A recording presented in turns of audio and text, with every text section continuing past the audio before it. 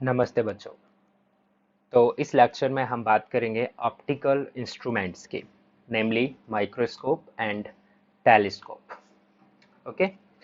तो एक पहले बात कर लेते हैं अपन कि हमारी आंखें किसी भी ऑब्जेक्ट के साइज को कैसे डिटरमाइन करती हैं। मतलब हमें कैसे, हमारी आंखें कैसे पता करते हैं कि कोई चीज़ ज़्यादा बड़ी है या कोई छोटी है।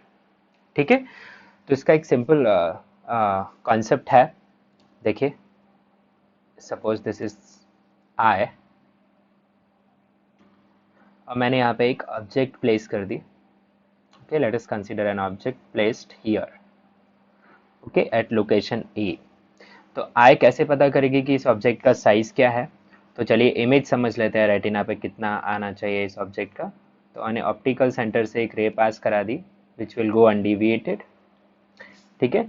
तो यहाँ पे बनेगी image from here to here like this. Okay, this is image. तो आप देख पा रहे हैं कि अगर ये एंगल थीटा है तो ये एंगल भी थीटा होगा। ठीक है। अब एक काम करते हैं, इस ऑब्जेक्ट ए को आई लेंस के थोड़ा और पास में लेके आ जाते हैं। ठीक है। तो मान लीजिए मैं इसी ऑब्जेक्ट को बिना उसकी हाइट चेंज किए हुए लेके आ जाता हूँ near to this eye lens. Now you check how much angle it will make on the eye lens, can understand. So now it is making some angles, we call it theta dash. Okay, so this angle is theta dash. तो यहाँ पे जो image का जो size होगा वो कुछ इस तरीके से आएगा. So you can check the same object I shifted little closer to the eye. You can check bigger images forming on the retina. So image size हम कैसे समझ सकते हैं? In terms of angle made by the object on the eye. तो object eye lens के ऊपर जितना ज़्यादा एंगल सब्सटेंड करेगा उतनी बड़ी इमेज हमें रेटिना पे उसकी मिलेगी, और हमारा माइंड भी उस ऑब्जेक्ट का साइज उतना बड़ा डिटरमाइन करेगा। ठीक है। तो यही होता है कि जब हम किसी ऑब्जेक्ट को अप्रोच कर रहे होते हैं तो वो ऑब्जेक्ट हमें बड़ी दिखने लगती है। जैसे आप मूवी देख रहे हैं सिनेमा हॉल में, तो सिनेमा हॉल में वो आपको कैसे फील दिलाएगा कि the car is approaching towards you. तो आपको कार पहले छोटी दिखेगी उस स्क्रीन पे, धीरे धीरे धीरे धीरे कार बड़ी होती जाएगी and entire screen will be covered by the car eight one moment. तो आपको क्या लग रहा है? कार का साइज बढ़ता जा रहा है, बढ़ता जा रहा है। इसका मतलब आपका ब्रेन क्या रीड करेगा? The car is coming closer closer to you. और यही रीजन है, मैंने उस टाइम पूछा था कि जो साइड मिरर्स होते हैं व्हीकल्स के, उनमें एक इंस्ट्रक्शन लिखी होती है कि objects in the mirror are closer than they appear. So वो लाइन क्यों लिखी होती है? क्योंकि कॉन्वेक्स मिरर वहाँ पे इस्तेमाल किया जाता है। कॉन्वेक्स मिरर स्मॉलर इमेज बनाता है, और स्मॉल इमेज को ब्रेन कैसे रीड करता है कि ये अभी बहुत दूर है, जबकि सच में वो इतनी दूर नहीं है। उसकी इमेज छोटी उस कॉन्वेक्स मिरर ने कर दी है। ठीक है। तो उसी को वहाँ पे एक वार्निंग स्टेटमेंट लिखा रहता है। So I hope you can understand. So मैं यहाँ पे एक टर्म लिख दे रहा हूँ that our we perceive size of an object in terms of angle made by the object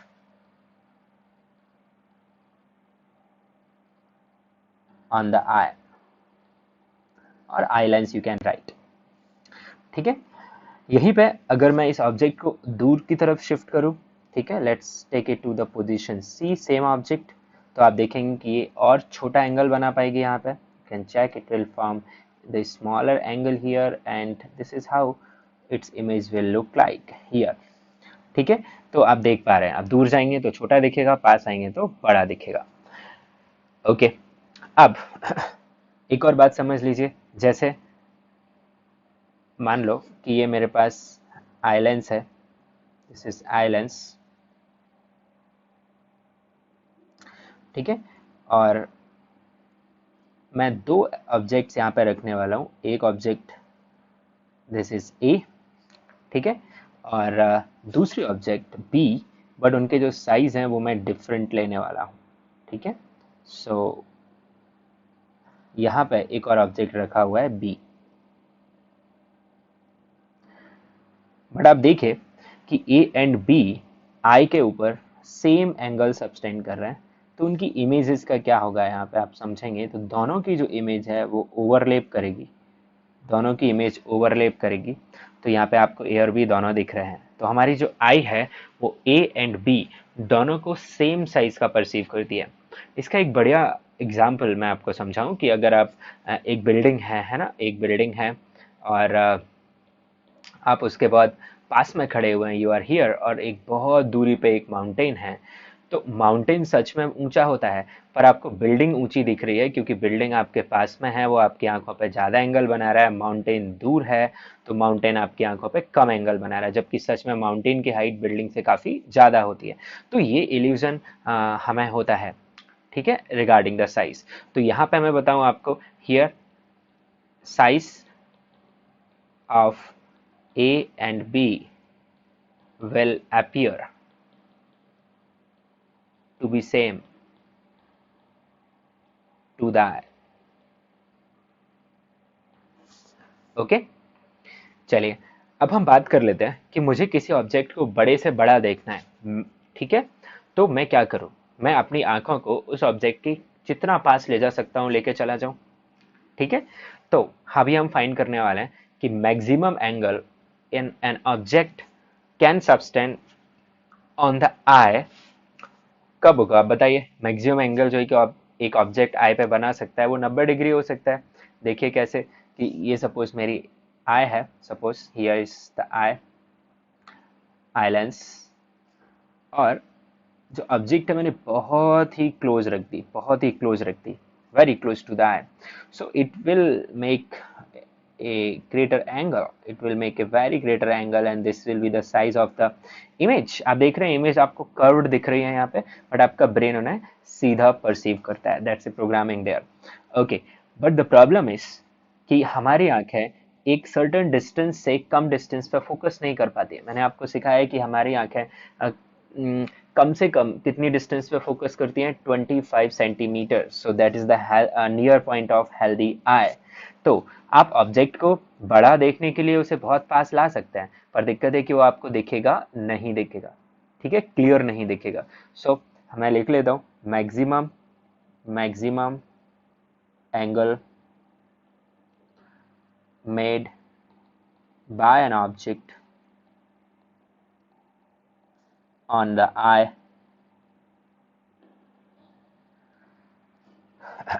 considering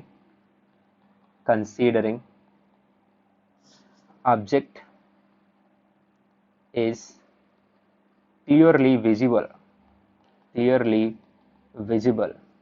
will be theta naught. And see, ये theta not कितना होगा। अब क्लियरली विजिबल देखने के लिए आपको कम से कम कितनी डिस्टेंस पे तो रखना ही पड़ेगा ऑब्जेक्ट को, कैपिटल डी पे। So here is your eye lens, ठीक है, this is your eye and principal axis, और मैंने ऑब्जेक्ट को रख दिया यहाँ पे, ठीक है। मान लीजिए इस ऑब्जेक्ट की हाइट h है और ये जो डिस्टेंस है वो कैपिटल D है। You already know that capital D is equal to 25 centimetre, आपको ये यूज़ करना है। और ये सपोज हम पता कर लेते हैं कि आई के ऊपर ये कितना एंगल बनाएगा। सो ये मैक्सिमम एंगल बनाएगा। अगर मैं इस ऑब्जेक्ट को और पास लेके आता हूँ तो ये बड़ा एंगल बनाएगा, पर वो सही से दिखाई नहीं देगा, ठीक है। That I hope you have understood. So how will you right this angle here, you will write tan of theta naught is equal to h by d. Okay, now I'm using a condition. Say if object is small, means I'm saying h is quite less than d. In that case tan theta can be written as theta only. So this angle theta naught can be written as h by d. This is the maximum angle an object can make on the eye, or you say it is the maximum angular size of the object perceived by the eye in the visible limits. Okay, well now जैसे आपने देखा होगा कि आप कभी अगर अपनी wrist watch repair करवाने के लिए जाते हैं तो उसमें बहुत टाइनी पार्ट्स होते हैं, बहुत छोटे छोटे पार्ट्स होते हैं। तो जो रिपेयर करने वाला व्यक्ति होता है वो क्या करता है, उसके पास एक लेंस होता है, वो अपनी आंखों में पहन लेता है, ठीक है, जिससे उसे वो पार्ट सब थोड़े बड़े दिखने लगते हैं। ओके। बट आप देखेंगे वो घड़ी के पार्ट्स को अपनी आंखों के काफी पास रख के देख रहा होता है। पास रखने से क्या है, वो ज्यादा एंगल बनाएगा। अब वो लेंस क्या करेगा, लेंस उस ऑब्जेक्ट की इमेज को आई से दूर कर देगा, एंगुलर साइज उतना ही रखते हुए। तो वो आपको मैग्नीफाइड भी दिख गई और क्लियर भी दिखने लगी। So that is called a simple microscope. A single converging lens is a simple microscope. तो चलिए पहले इंस्ट्रूमेंट की बात कर लेते हैं, that is simple microscope. See, simple microscope. तो ये पार्ट मेन में है, तो हम बहुत टफ न्यूमेरिकल्स यहाँ सॉल्व नहीं करेंगे, सिंपल फॉर्मूला बेस्ड क्वेश्चन ही आते हैं, तो फटाफट से देख लेते हैं अपन। तो simple microscope basically it is a converging lens, mostly convex. तो आप देखेंगे यूज हम क्या करते हैं, कॉन्वेक्स, ठीक है। And object is kept between focus, that is f1, and optical center. So image obtained कैसी होगी, ये तो आप खुद ही बता सकते हैं मुझे, will be virtual, erect and enlarged, है ना। कोई भी converging lens for the objects kept between focus and optical centre, तो जो इमेज बनाता है वो कैसी बनाता है, it forms an image which is virtual, which is erect and which is enlarged. Okay, so let's try a ray diagram for that. So we have a converging lens,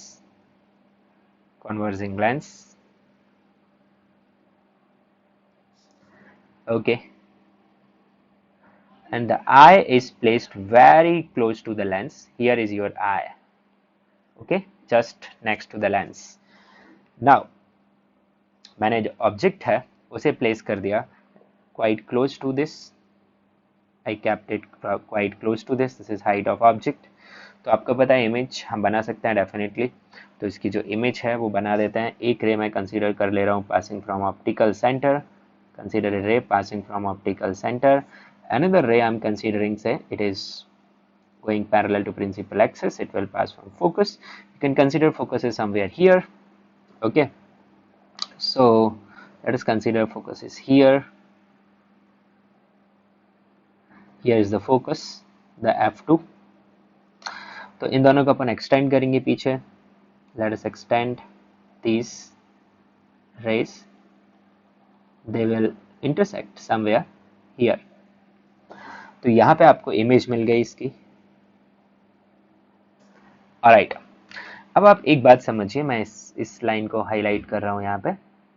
consider one point here कि object हमारी eye के ऊपर कितना angle बना रहा है, how much angle this object is sustaining on this eye, see call this to be theta. How much is the angle sustained by the image, this is say height of image is s dash, it's the same theta. तो फिर ये बताइए कि फायदा क्या हुआ, ये दोनों जब ऑब्जेक्ट ही थीटा बना रहा था तो आई को कुछ बड़ा दिख रहा होगा, this is object, I hope you can understand, this is object and this is image. So मेरा क्वेश्चन ये है कि जब ऑब्जेक्ट थीटा एंगल बना रहा है आई के ऊपर, देखो आप ऑब्जेक्ट थीटा एंगल बना रहा है आई के ऊपर और इमेज भी वही एंगल बना रहा है थीटा आई के ऊपर, तो फिर फायदा क्या हुआ, मैग्निफिकेशन तो मिला ही नहीं हमें।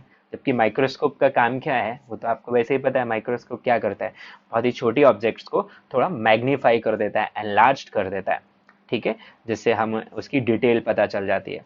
तो यहाँ तो कुछ हुआ ही नहीं ना, एनलार्जमेंट या मैग्निफिकेशन जो हमारी आंखों को दिखता है वो एंगल के टर्म में होता है, या एंगल दोनों सेम ही बना रहे हैं। So in what sense it has magnified, yes. देखो मैं अभी आपको समझा के आया हूँ कि ये दोनों ऑब्जेक्ट, कहने को ये छोटा है ये बड़ा है, पर हमारी आंखें इन दोनों को सेम परसीव कर रही है। सेम यहाँ पर भी हो रहा है इस रे डायग्राम में। तो मैग्निफिकेशन किस सेंस में हो गया, मैग्निफिकेशन इस सेंस में हो गया बेटा, ध्यान से सुनना है आपको, कि ये जो ऑब्जेक्ट डिस्टेंस है वो मैंने डी से भी छोटी रखी है, यानी मैंने ऑब्जेक्ट को आंखों के बहुत पास में रखा हुआ है, ओके। बट इसलिए ऑब्जेक्ट मुझे क्लियर नहीं दिख रहा है। इस लेंस का क्या फायदा हो गया यहाँ पे, इसने जो इमेज बनाई है वो ऐसी डिस्टेंस पे बनाई है which is greater then D. तो मुझे तो ये दिख रहा है ना, क्योंकि मैं ये लाइट परसीव कर रहा हूँ जो मुझे ऑब्जेक्ट से नहीं इस इमेज से आती हुई दिख रही होगी। एग्री और नॉट? और ये इमेज मेरे लिए कहाँ पे आ गई, पीछे आ गई, जबकि एंगल अब भी उतना ही बना रहा है। Yes. So in this way it has provided us the magnification. तो यहाँ पे मैग्नी एक टर्म डिफाइन करते हैं। देखिए वो टर्म क्या है, it is called magnifying power. Magnifying power, ठीक है, magnifying power of a microscope. ये सिर्फ सिंपल माइक्रोस्कोप के लिए ही नहीं, कंपाउंड के लिए भी चलेगा। कंपाउंड में एक से ज़्यादा लेंसेज यूज़ करेंगे, वो भी मैं आपके साथ डिस्कस करूंगा अभी। तो ये होता है आपका angle made by final image on the eye. आप जो इंस्ट्रूमेंट यूज कर रहे हो उसकी वजह से इमेज बनेगी। तो जो फाइनल इमेज आई के ऊपर जो एंगल बना रहा है, divided by maximum angle made by the object, maximum angle made by the object on the eye without instrument। तो ये नीचे जो मैं लिख रहा हूं वो आपको एनीवे पता है, दैट इज थीटा नॉट, कि एक ऑब्जेक्ट आई के ऊपर मैक्सिमम एंगल कितना बना सकता है कंसीडरिंग कि वो विजिबल है। ठीक है, तो हम इस रेशियो से पता करते हैं मैग्नीफाइंग पावर क्या है। मैग्नीफाइंग पावर को कैपिटल एम से लिखते हैं। तो इस केस में आप देखिए कैपिटल एम की वैल्यू क्या आएगी, theta divided by theta naught. Theta naught is the maximum angle made by the object on the eye. Here I have defined this theta naught. Okay, so अब आप देख लीजिए मैग्नीफाइंग पावर आपके पास यहाँ पे थीटा बाई थीटा नॉट आ रही है। कुछ डिस्टेंसेस मैं आपको यहाँ पे समझा दूँ कौन सी डिस्टेंस क्या रहेगी। तो ये डिस्टेंस मेरे लिए से consider, this is definitely it is u, मैं इसे x मान ले रहा हूँ। ठीक है, और जो इमेज फॉर्म हो रही है उसे मैं y मान ले रहा हूँ। सो यहाँ पे आपका जो u है, in this case what is u, u is minus x and v is minus y, that you can understand very clearly. Okay, अच्छा, तो अब आपको क्या मिल जा रहा है यहाँ पे, m is theta by theta naught. Can I write theta as h by x? Considering see आप माइक्रोस्कोप यूज कर रहे हैं तो ऑब्जेक्ट तो छोटा ही है, h is definitely small.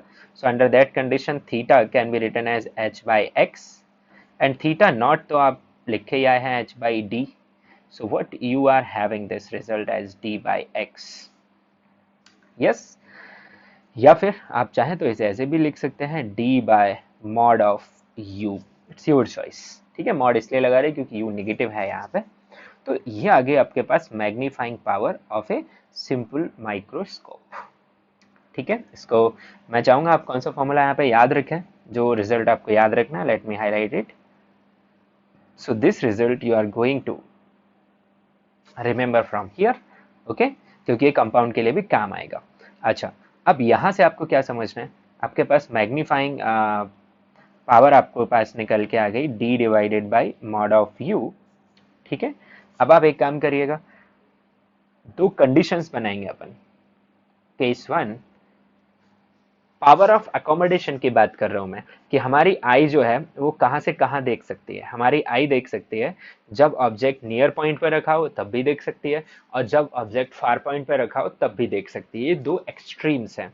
हाँ, इनके बीच में कहीं भी ऑब्जेक्ट रखा हो हमें क्लियरली दिखाई देता ही है। ठीक है, तो हम इन दोनों एक्सट्रीम की ही बात कर लेते हैं कि एक सिंपल माइक्रोस्कोप इन दोनों एक्सट्रीम्स में कितनी मैग्नीफाइंग पावर हमें दे सकता है। ठीक है, तो चला चेक कर लेते हैं अपन यहाँ पे।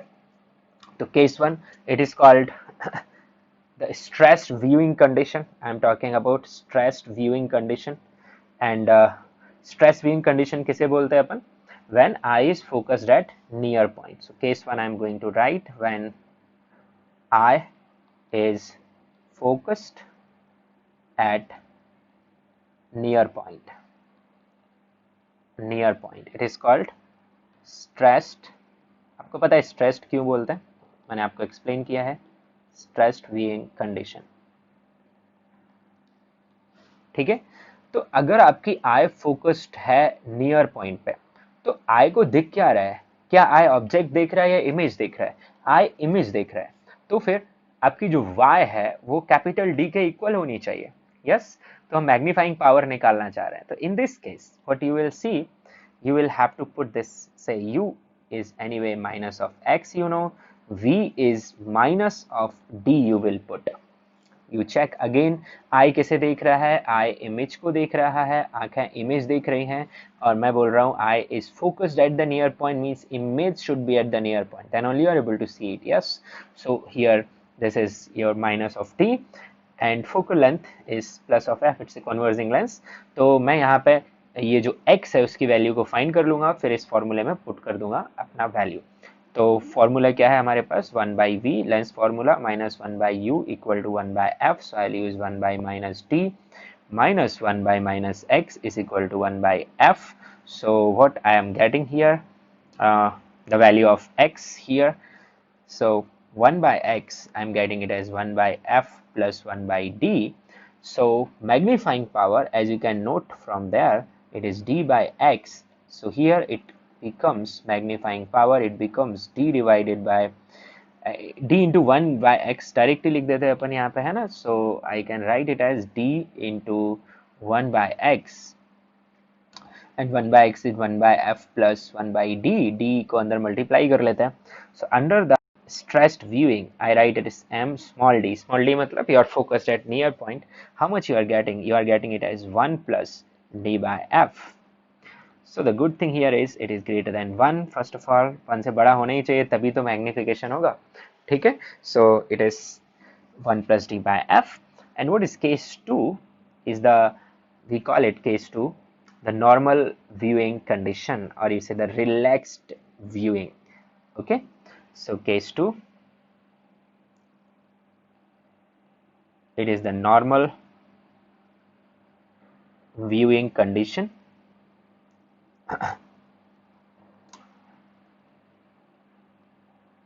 viewing condition, इसे टेक्निकल टर्म्स में नॉर्मल एडजस्टमेंट भी बोलते हैं, normal adjustment, and it is also called relaxed viewing, it is also called relaxed viewing.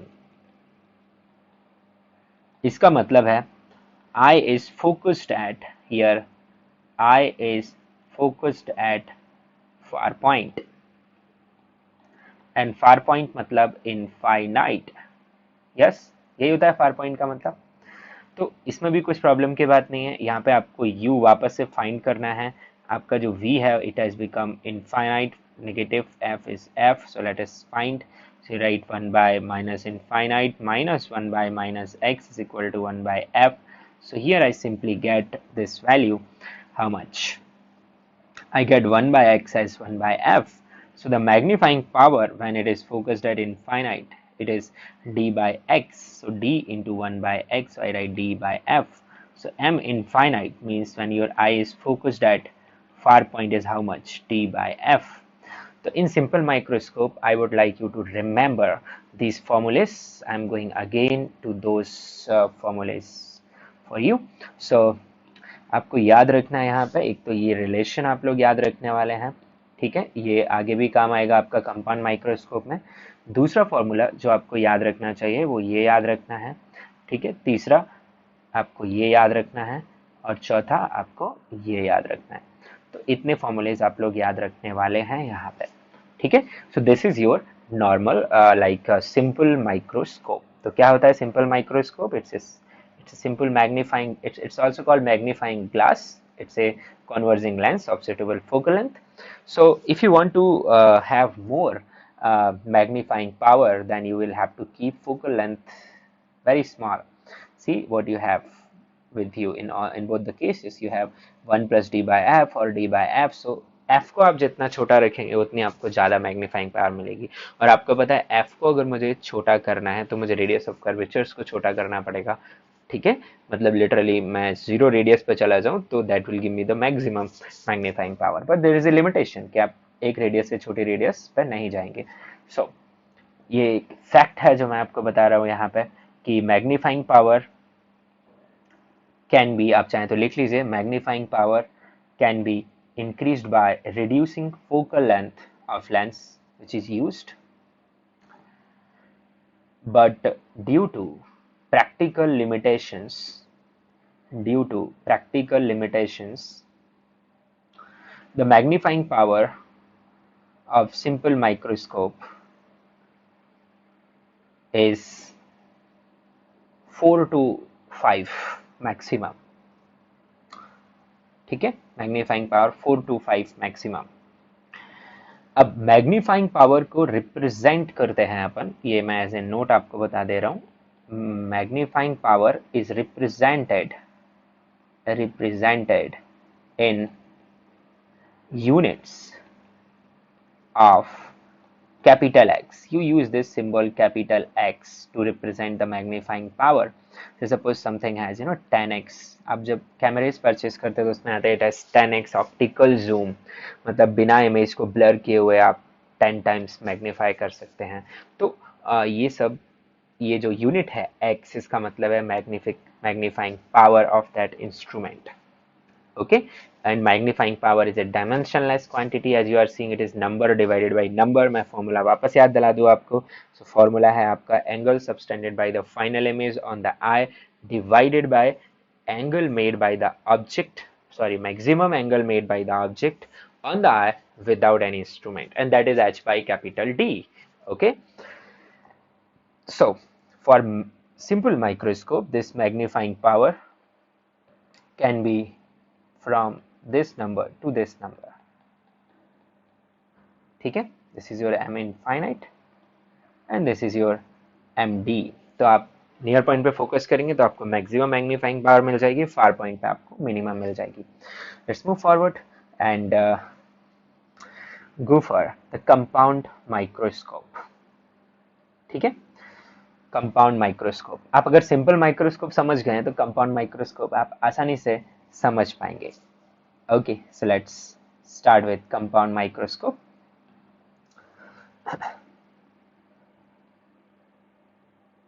Compound microscope, और जो मैं आपके साथ डिस्कस कर रहा हूँ it is the simplest form of compound microscope having 2 lenses. हमें और डिटेल में नहीं जाना है, हमें उसे ही समझना है। तो सबसे पहले लिख लेते हैं, इट कंसिस्ट ऑफ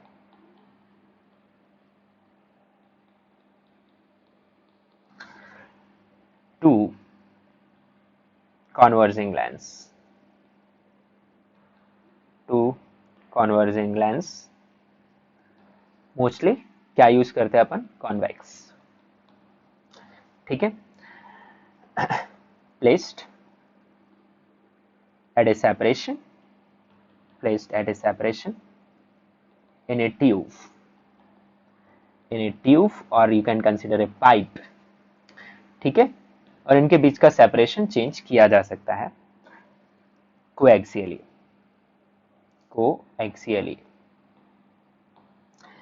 अब इनमें से एक को बोलते हैं ऑब्जेक्टिव और दूसरे को बोलते हैं आईपीस। तो मैं एक डायग्राम बना दूं, फिर आपको इसके बारे में कुछ फैक्ट्स भी समझाता हूं। So let us understand the diagram of this instrument. तो हमारे पास 2 लेंसेज का अरेंजमेंट होता है। तो the first lens is called the objective, जो कि जिसके सामने ऑब्जेक्ट रखा होता है। This is your first lens, so it is objective. और इसकी जो फोकल लेंथ है उसे हम FO से दिखाएंगे।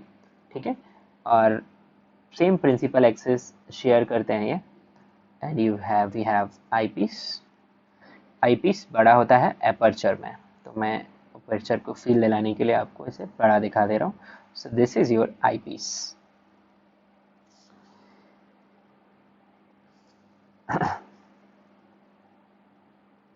इसकी जो फोकल लेंथ है उसे अपन FE से रिप्रेजेंट करते हैं, और आपकी जो आई है is placed very close to the eyepiece.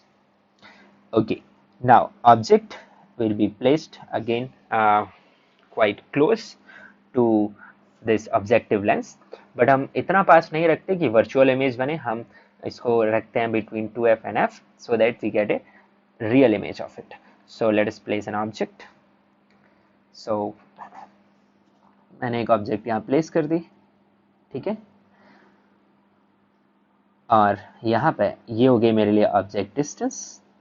ठीक है, जिसे मैं x बोल दे रहा हूँ हियर, x इज UO, तो जो ऑब्जेक्ट डिस्टेंस है UO it is minus of x, आप यहाँ से समझ सकते हैं। ठीक है, अब let us draw the ray diagram for this situation. So see the ray diagram. So यहाँ से एक ray parallel to principal axis, it will pass from the focus. So here is the focus of objective. So it is passing from focus. एक और ray consider कर लेते हैं passing from the optical center. So they will intersect at a point. ठीक है, मैं थोड़ी cheating कर रहा हूँ यहाँ पे, रे बैंड कर दिए, तो वो इस तरीके से इंटरसेक्ट करता है कि एक रियल इमेज बनती है, बट वो रियल इमेज हमें ऐसे बनानी है जिससे कि आईपीस के लिए वो कहाँ पे प्लेस्ड हो जाए, between focus and optical centre. ठीक है, सो इन सच ए वे हम रे पिक करते हैं। ठीक है, सो सी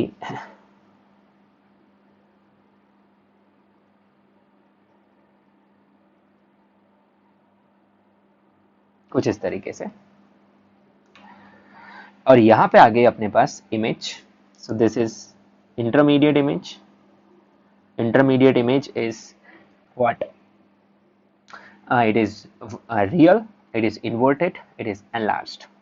Now this intermediate image will act as an object to the lens eyepiece. ठीक है, तो एक रे मैंने कंसीडर कर ली which is passing from optical center, दूसरी रे मैंने कंसीडर कर ली which will pass from the focus of this lens here. This is focus of eyepiece. So if I extend these lines here, okay, so I will get an image, the final image.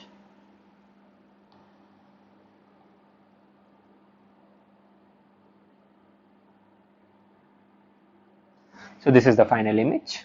ठीक है, intermediate image का height आप मान लीजिए object का height h है, intermediate image का height h1 है, फाइनल इमेज का हाइट h2 है। अब मुझे मैग्नीफाइंग पावर्स वगैरह निकालनी पड़ेंगी, तो उनको आप ध्यान से समझ लीजिए यहाँ पे। तो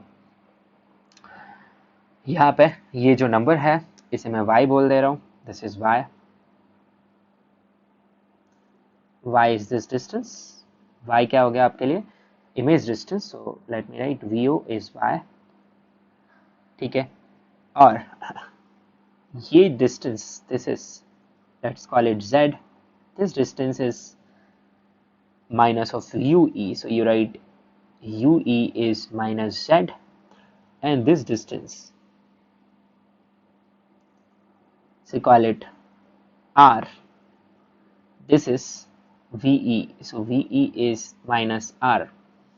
Okay, so finally आंखें कैसे देख रही होंगी, आंखें देख रही होंगी इस फाइनल इमेज जिसकी हाइट आपको h2 दिख रही है। अब एंगल्स वगैरह समझ लीजिए, what is the angle made bye the final image on the eye, you can check, this is the angle made by the final image on the eye which is theta. ठीक है, so एक और term होता है बच्चों यहाँ पे, मैं आपको समझा दूं, that is length of microscope, it is length of microscope। तो आप बराबर देख पा रहे हैं कि फर्स्ट फॉर्मूला जो मैं आपके सामने लिख सकता हूँ यहाँ पर लेंथ ऑफ माइक्रोस्कोप का, it is nothing but y plus z। अब y प्लस z को आप कैसे लिखोगे, it will B mod of VO image distance plus mod of UE। सो आप इसे याद रख लीजिएगा। ठीक है, आपको इसमें प्लस माइनस के साथ नहीं लिखना है, मैंने मॉड लिखा है इसीलिए। अब मैग्नीफाइंग पावर डिराइव कर लेते हैं। देखिए, उससे पहले मैं कुछ जानकारी आपको दे दूं इनके बारे में, regarding their size of lenses and all. तो आप देख पा रहे हैं कि फोकल लेंथ, या पहले अपर्चर की बात कर लेते हैं, aperture of eyepiece is greater than aperture of objective। उसका रीजन है, रीजन मैं आपको समझाता हूँ, ध्यान से सुनिए। आप चाहते हैं कि आपको सिर्फ किससे आने वाली लाइट मिले, इस ऑब्जेक्ट से आने वाली लाइट मिले, ठीक है। बाहर की और जो लाइट है जो कि अदर देन ऑब्जेक्ट से आ रही है वो आपको डिस्टर्ब ना करे, तो उससे बचने के लिए आप क्या करते हैं, अपने ऑब्जेक्टिव का जो अपर्चर है, साइज है, वो बहुत छोटा कर देते हैं, ठीक है। Object is anyway very tiny, okay, that's the reason. Now second thing, now अब आपने इसका साइज बहुत छोटा कर दिया है, तो और ऑब्जेक्ट से बहुत कम लाइट ही इसमें आ रही है, तो बहुत ही कम रेज प्रेजेंट है यहाँ पे। अब आप चाहते हैं कि यहाँ से आने वाली हर रे आपकी आंखों तक पहुंच जाए, इसीलिए आप चाहते हैं कि सारी की सारी रे आई पीस पे इंसिडेंट हो पाए और फाइनली वो कहाँ पे पहुंच जाए, आपकी आई पे पहुंच जाए, ठीक है। So that is the reason why you want to keep aperture of eyepiece large as compare to aperture of objective. Okay, दूसरी बात फोकल लेंथ से लिंक्ड है, तो आपकी जो फोकल लेंथ है आईपीस की, फोकल लेंथ ऑफ आईपीस आप बड़ा रखना चाहते हैं फोकल लेंथ ऑफ ऑब्जेक्टिव से। ये आपको समझ में आ जाएगा once we'll solve for the magnifying power. ऐसा करने से आपको मैग्नीफाइंग पावर अच्छी मिलती है, ठीक है। बट यहाँ पे एक पॉइंट है कि the difference between focal lengths of objective and eyepiece is small, मतलब उनमें बहुत ज़्यादा अंतर नहीं रखा जाता, ठीक है। Okay, now see the calculation apart from it. Intermediate image is, देख लीजिए आप, रियल कॉमा इन्वर्टेड, इस पर क्वेश्चन आ जाते हैं इसलिए मैं आपको लिख के दे रहा हूँ, and enlarged final image is virtual. आप देख पा रहे हैं मैंने रिफ्रैक्टेड रेज को एक्सटेंड किया है, वर्चुअल कॉमा, अच्छा वैसे तो इरेक्ट है, पर किसके रिस्पेक्ट में बात कर रहे हैं अपन, ऑब्जेक्ट के रिस्पेक्ट में, inverted and enlarged with respect to object, the original object, ठीक है। अब अपन बात करते हैं मैग्नीफाइंग पावर की। तो मैग्नीफाइंग पावर आपको पता ही है, it will be theta divided by theta naught. So अब आप यहाँ पे आराम से देख लीजिएगा, थीटा को मैं क्या लिख सकता हूँ, I will write theta as h dash, you see in this triangle, h dash divided by z, considering object is very small, तो h dash जो h1 है वो भी बहुत छोटा होगा, तो ये मेरे पास आ गया h1 divided by the distance which is z divided by theta naught which is h by capital D। तो ये आ जाता है मेरे पास h1 divided by h into d divided by z, ठीक है। And what is z, you can check here, the z is mod of ue, so I write here it is h1 by h into d divided by mod of ue. Now what is h1 by h, so h1 by h is, you can understand here, size of image of objective divided by size of objectives। तो आप objective lens को देखिए, h1 उसकी image का size है, h1 उसकी image का size है, h उसकी ऑब्जेक्ट का साइज है, तो size of image by size of object is called magnification, lateral magnification. So this is nothing but your magnification of objective, okay. So I can write this capital M as this MO into D by mod of UE। अब वैसे तो जो MO है वो automatically negative आएगा, तो आप यहाँ पे एक नेगेटिव लगा सकते हैं, but in books they put extra negative in front of this formula, ठीक है। तो just to make this result positive, nothing else, तो उससे घबराने की आपको बात नहीं है, कोई प्रॉब्लम नहीं है। अब आप ये देख लीजिए, with this d by capital UE, D by capital you ई, ये टर्म क्या है? तो चलते हैं सिंपल माइक्रोस्कोप की तरफ, जो मैं अभी बता के आया आपको। तो सिंपल माइक्रोस्कोप में D bye mod of you, you check this relation, okay, this is d by mod of u, it is nothing but magnifying power of a lens, और d by ue क्या हो जाएगा? magnifying power of eyepiece. So the formula of magnifying power of compound microscope becomes magnification of objective into magnifying power of eyepiece, and this minus मैं deliberately यहाँ पे लगा रहा हूँ, ठीक है, so that this result I'll get positive here. Okay, so it is minus MO into M E, आपको घबराने की जरूरत नहीं है। यहाँ पे एमओ क्या है लिख लीजिए आप, MO is magnification, magnification of objective, and M E is magnifying power, magnifying power of eyepiece. तो जो पहला फॉर्मूला आपको कंपाउंड माइक्रोस्कोप में याद रखना है वो यही है। This is the formula you need to remember first, do remember with the meanings of this formula, okay. And apart from that आपको ये जो पॉइंट्स हैं उन्हें याद रखना है, इनसे कोई भी ऑब्जेक्टिव क्वेश्चन बनाया जा सकता है। अब वही सिंपल सी बात, case 1 that is stressed viewing condition, stressed viewing condition. In stressed viewing condition your eye is focused at near point, और eye को क्या दिख रहा है? आपकी आंखों को क्या दिख रहा है? यहाँ पे आपकी आंखों को दिख रहा है ये इमेज, फाइनल इमेज, क्योंकि आंखों के पास तो फाइनल रेज जा रही है। सो this is what is seen by the eyes, ठीक है। सो आपके लिए अगर ये स्ट्रेस्ड व्यूइंग है तो फिर ये इमेज कहाँ पे होनी चाहिए? It should be capital D from the eye, it means your R is capital D, it means V is minus D.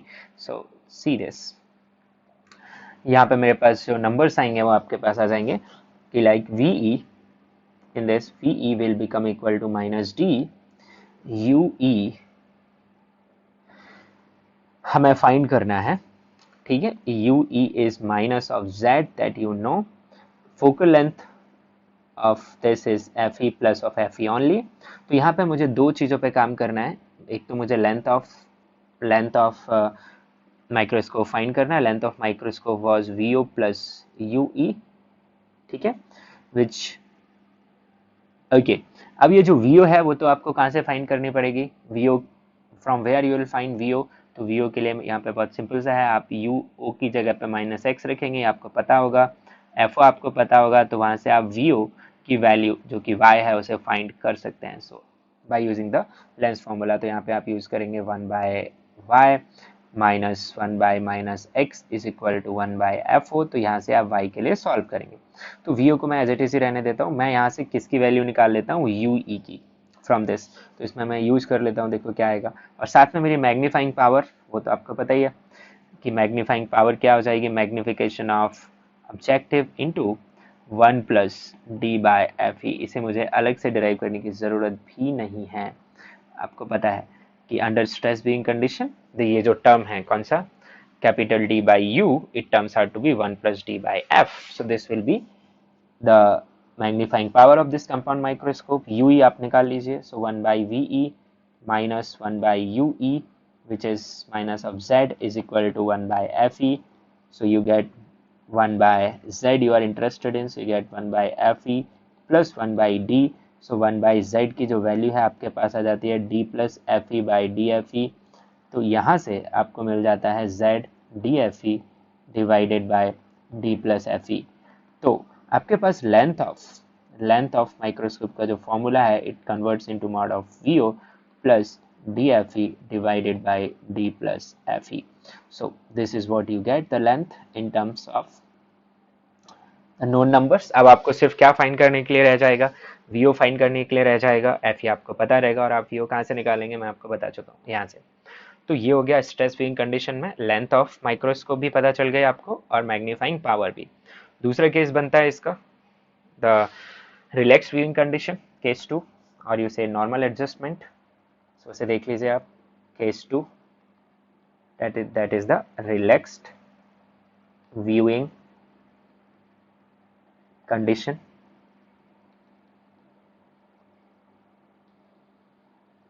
ठीक है।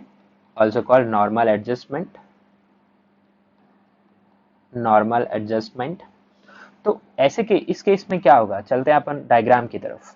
तो इस केस में आपकी आई जो है वो इनफाइनाइट पे फोकस्ड है, फार पॉइंट पे, तो इस आपकी जो फाइनल इमेज है वो कहाँ बननी चाहिए, इनफाइनाइट पे इन दिस केस।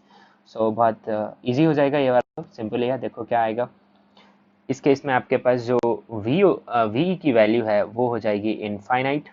ठीक है, आप यू ई फाइंड करना चाहते हैं which is minus of Z, ये आप फाइंड करना चाहते हैं यहाँ से, और ये आपके पास एफ ई तो अवेलेबल ही है।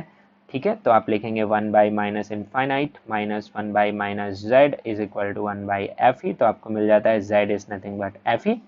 तो यहाँ से आपको फायदा क्या हो जाता है, आपको लेंथ ऑफ माइक्रोस्कोप सीधी सीधी मिल जाती है, mod of V O plus mod of U E.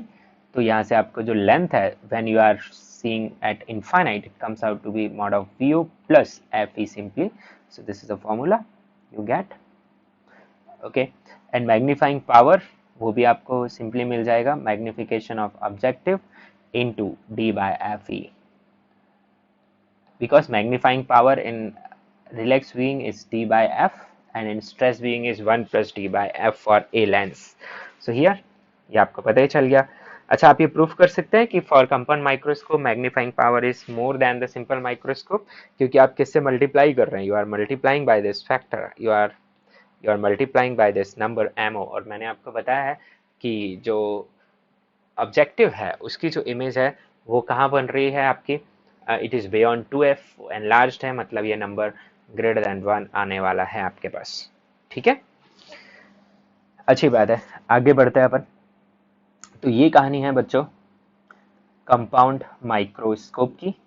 I hope आपको ये समझ में आ गया होगा कि how we are dealing with the compound microscope. तो चलिए अब अपन आगे बढ़ते हैं और बात करते हैं टेलीस्कोप की। ठीक है, so let's talk about telescope.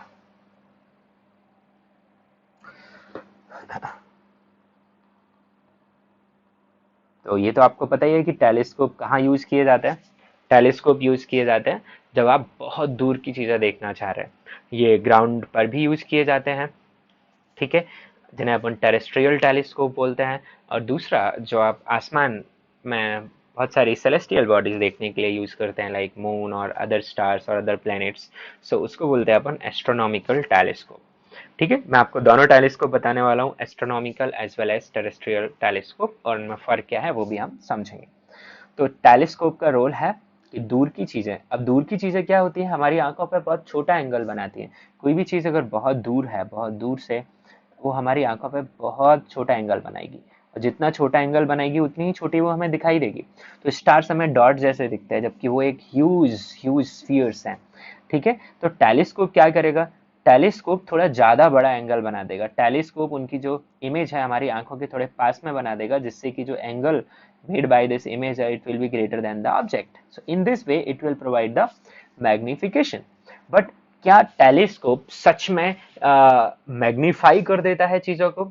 I will say no, because जैसे मून को मैं टेलीस्कोप से देख रहा हूँ, तो मून सच में मेरी आंखों को दिख रहा है, सपोज कुछ सेंटीमीटर का डायमीटर मुझे मून का दिख रहा है बिना टेलीस्कोप के। मैंने टेलीस्कोप से देखा तो मुझे कुछ हो सकता है, मुझे कुछ हाँ मीटर्स का, बहुत हो गया, मैंने बहुत अच्छी टेलीस्कोप यूज की तो मीटर्स डायमीटर का मून दिख रहा है मुझे।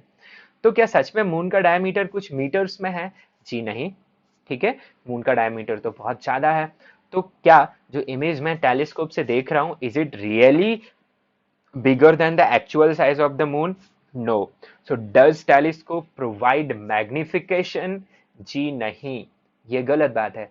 ठीक है, तो आपको एग्जाम में पूछा जा सकता है कि क्या टेलीस्कोप से जो इमेज बनती है, क्या वो इमेज एक मैग्नीफाइड इमेज होती है? आंसर इज नो, वो इमेज मैग्नीफाइड इमेज नहीं होती है। वो इमेज आंख पे जो एंगल बनाती है, वो एंगल एक्चुअल ऑब्जेक्ट के एंगल से बड़ा होता है। सो इन दैट वे वो हमें मैग्निफिकेशन देता है। तो इसी कंफ्यूजन से बचने के लिए यहाँ पे हम यूज करते हैं टर्म कॉल्ड एंगुलर मैग्निफिकेशन। ठीक है, तो लेट्स बिगिन विथ, तो आप लोग ये लिख लीजिए पहली बात, it is use to see distant objects clearly. ठीक है, नाउ बहुत काम की बात जो आपको समझनी चाहिए, वो ये है कि telescopes telescopes does not magnify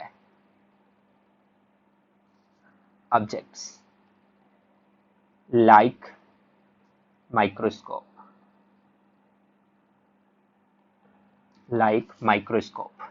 ठीक है, तो मैं लिख दूं size of image formed by telescope is less than actual size of object। ठीक है, ये थोड़ा कॉन्ट्राडिक्टरी लगता है सुनने में, फिर हम टेलीस्कोप यूज ही क्यों कर रहे हैं जब वो मैग्नीफाई नहीं कर पा रहे हैं, तो वो एंगल के टर्म्स में मैग्नीफाई करता है। तो यहाँ पे हम जो टर्म डिफाइन करते हैं वो मैग्नीफाइंग पावर ना डिफाइन करते हुए एंगुलर मैग्निफिकेशन यूज करते हैं हम term, angular magnification। What is angular magnification? It is angle made by final image on the eye divided by angle made by the actual object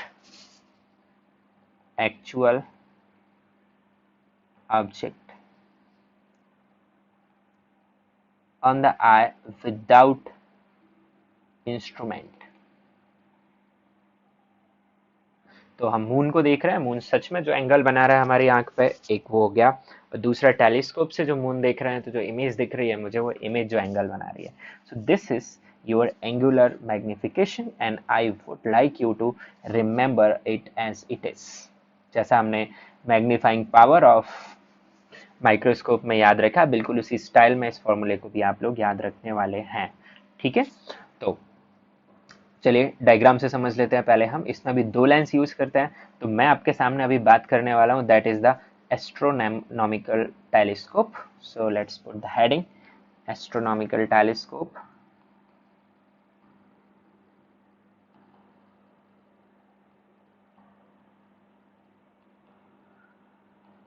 ठीक है, आपको और डिटेल में इनके बारे में जानना है तो आप एनसीईआरटी रेफर कर सकते हैं, ऑप्टिकल इंस्ट्रूमेंट, एक दो पेजेस हैं, बिल्कुल पढ़ सकते हैं आप।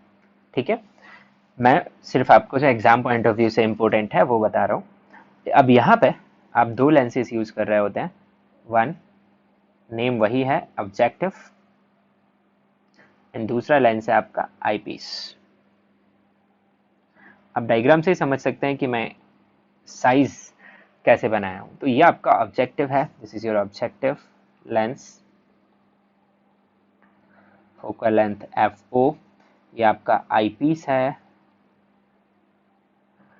Focal length FE।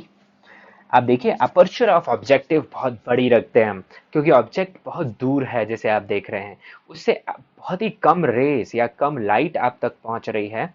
आप नहीं चाहते कि वो कम लाइट में से और कम लाइट आपको रिसीव हो, तो आप मैक्सिमम पॉसिबल लाइट रिसीव करना चाहते हैं, इसके लिए आप अपर्चर ऑफ ऑब्जेक्टिव काफ़ी ज़्यादा रखते हैं।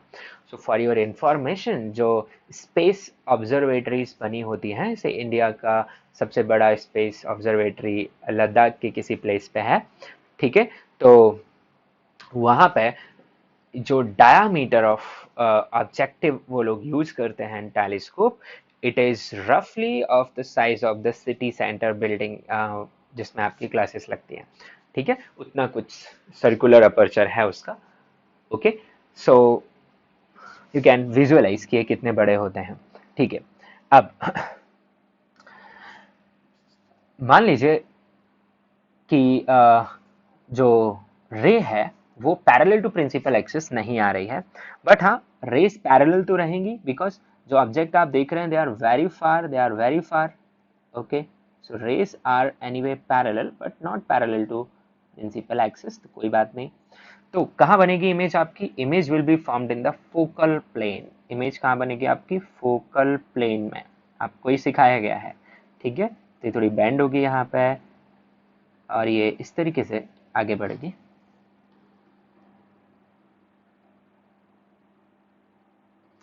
सो जो इमेज है वो आपको मिल गई इन फोकल प्लेन। सो क्या मिल जाएगी आपको? इन्वर्टेड इमेज मिल गई यहाँ पे। This is intermediate image, intermediate image, और ये आपका फोकस है, फोकस ऑफ ऑब्जेक्टिव। अच्छा, अब this image will act as an object, this image will act as an object to the eyepiece। so देखिए अब eyepiece इसकी इमेज कैसे बनाएगा।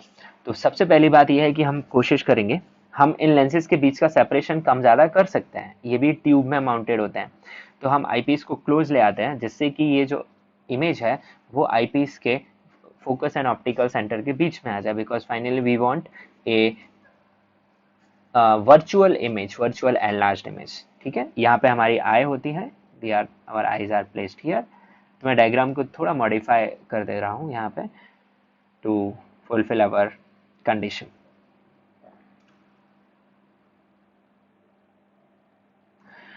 ओके, सो इसे एक्सटेंड कर लेते हैं अपन यहाँ पे और इसे कम बेंड करते हैं।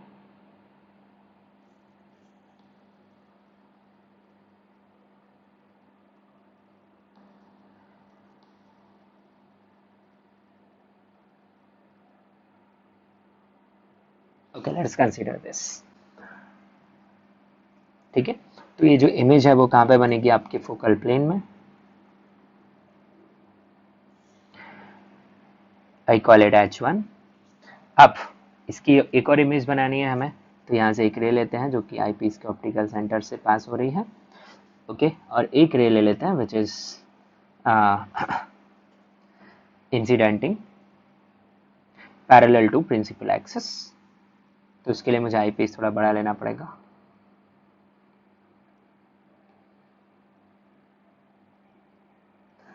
सो अब ये इसके फोकस से पास करेगी। ये इसके फोकस से पास करेगी, इसे अपन एक्सटेंड कर देते हैं पीछे। तो कुछ यहाँ पे मुझे फाइनल इमेज मिल रही है। ठीक है, this is my final image. और ये जो फाइनल इमेज है वो कुछ एंगल बना रही है theta on the eye। So let me take this angle beta here।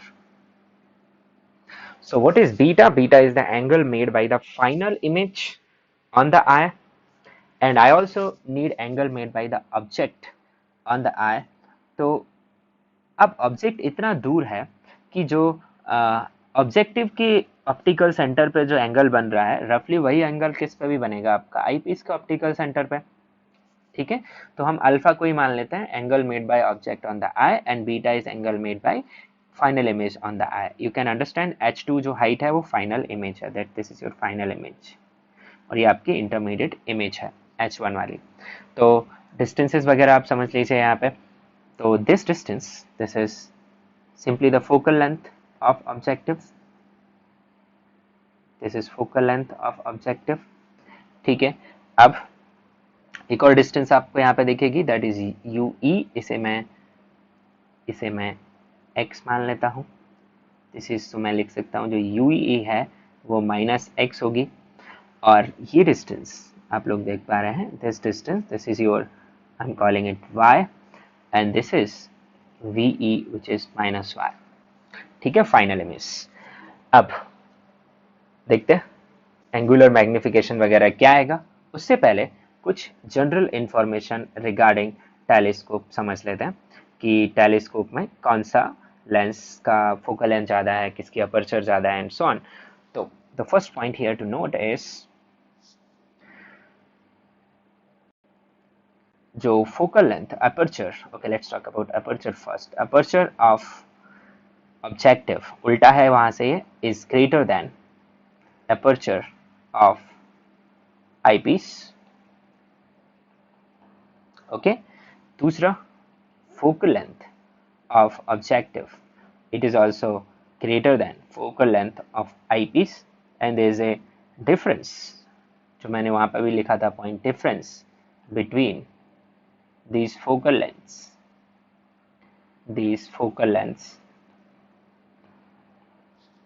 Is large. Okay, हम ज़्यादा बड़ा डिफरेंस रखते हैं इनके फोकल लेंथ में, क्योंकि आपको मैग्नीफाइंग पावर में वो समझ जाएगा। ठीक है, और यहाँ पे आपको मैं पॉइंट बताना भूल गया, आप यहाँ पे समझ लीजिए। यहाँ पे मैं आईपीस की फोकल लेंथ बहुत ज़्यादा नहीं रखना चाहूँगा। Can you check? इस फॉर्मूले में आप किसी फॉर्मूले में देख लीजिए, तो ये जो एफ ई नीचे आ रहा है, यहाँ पर भी आप आफ्टर ऑल डिवाइड करके देखेंगे तो एफ ई नीचे आएगा। तो आप एफ ई की वैल्यू को बहुत बड़ा नहीं रखना चाहते हैं। ठीक है, so you want to keep the difference. So F और एफ ई ऑलमोस्ट ऑलमोस्ट एक आध सेंटीमीटर का फर्क होता है उनमें माइक्रोस्कोप में। टेलीस्कोप में ये फर्क ज़्यादा होता है, क्यों, ये आपको समझ जाएगा। ओके, इंटरमीडिएट इमेज कैसी बन रही है यहाँ पे? Intermediate image in astronomical, intermediate image is real, inverted and smaller. You can also write diminished, क्योंकि फोकल प्लेन में बन रही है, फोकस पे तो डिमिनिश्ड ही बनेगी ना, इनफाइनाइट के ऑब्जेक्ट की फोकस पे image. Final image, final image is virtual, comma, inverted, inverted with respect to object, with respect to the original object, ठीक है, not intermediate, and smaller, smaller than the object. So these are the characteristics जो आपको ध्यान रखनी है। अब बात कर लेते हैं अपन कि मैग्नीफाइंग, एंगुलर मैग्निफिकेशन आपको कितना मिलेगा यहाँ पे। तो फॉर्मूला आप देखिए एंगुलर मैग्निफिकेशन का, angle made by final image on the eye divided by angle made by actual object on the eye, तो it is beta divided by alpha. ठीक है, सो ये जो फॉर्मूला यहाँ पे बनेगा आपका एंगुलर मैग्निफिकेशन का, m I write it as m theta, theta for angular magnification, it will be equal to, image बना रहा है बीटा और ऑब्जेक्ट बना रहा है अल्फा। ठीक है, और ये अपोजिट सेंस में एंगल्स बन रहे हैं, तो मैंने यहाँ पे निगेटिव लगा दिया।